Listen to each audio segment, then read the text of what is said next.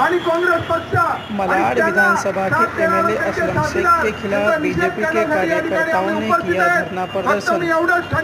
बताया गया कि एमएलए असलम शेख के कहने पर कुछ लोगों ने या कांग्रेस के कार्यकर्ताओं ने वीर सावरकर का पुतला हटाने के लिए बीएमसी को लेकर लिखा।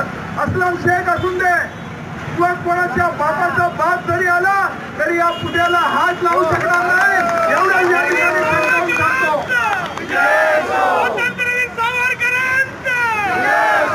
अमर रहे, अमर रहे सावरकर जी, अमर रहे। या ठिकाणी मी फक्त एवढीच चेतावणी देण्यासाठी आलेलो आहे। या ठिकाणचं आमचं जे आंदोलन आजचं जरी आमचं शांततापूर्ण असेल तरी या ठिकाणी असलम शेख आणि त्याच्या बगल बच्चांना एक चेतावणी देण्यासाठी आम्ही या ठिकाणी उपस्थित आहे। हा देश, हे महाराष्ट्र आणि संपूर्ण मुंबई ही हिंदू धर्मियांची आहे आणि या ठिकाणी वास्तव करणारा सर्व हिंदू एकजुटीने या ठिकाणी काम करतो। असलम शेख यांनी कुठल्याही भ्रमामध्ये राहू नये। तांत्रिक दृष्ट्या तुम्ही विजयी झाले असाल तरी भारतीय जनता पक्षाचा कार्यकर्ता या ठिकाणी खंबीरपणे उभा आहे आणि ज्या वेळेला भारतीय जनता पक्षाचा कार्यकर्ता एकजुटीने खंबीरपणे उभा असतो त्यावेळेला तुम्ही मंत्री असताना सरकारमध्ये असताना पण जे दुष्कृत्य केलेलं आहे त्याचा सर्वात मोठा दुष्कृत्य म्हणजे त्या ठिकाणी जे मैदान आहे महाकाली रोडला मालवणीमध्ये मैदान आहे, त्या मैदानाला आपण ज्यांनी हिंदूंचा लाखो हिंदूंचा नरसंहार केला त्या टिपू सुलतानचं नाव देण्याचा आपण ज्यावेळेला धारिष्ट केलं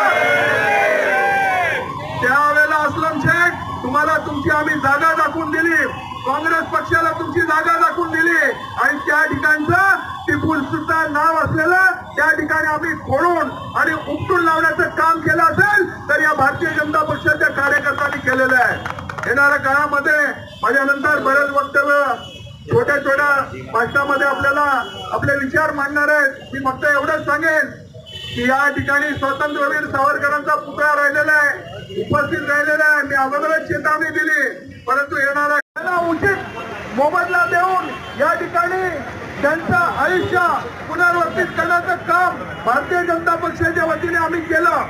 परंतु या ठिकाणी आपण बघतो या रोडचं रुंदीकरण होण्यामध्ये हा स्वातंत्र्यवीर सावरकरांचं शिल्प बाधित होणार आहे आणि त्याच वेळेला या ठिकाणचे विभाग अधिकारी मुंबई महानगरपालिकेचे आदरणीय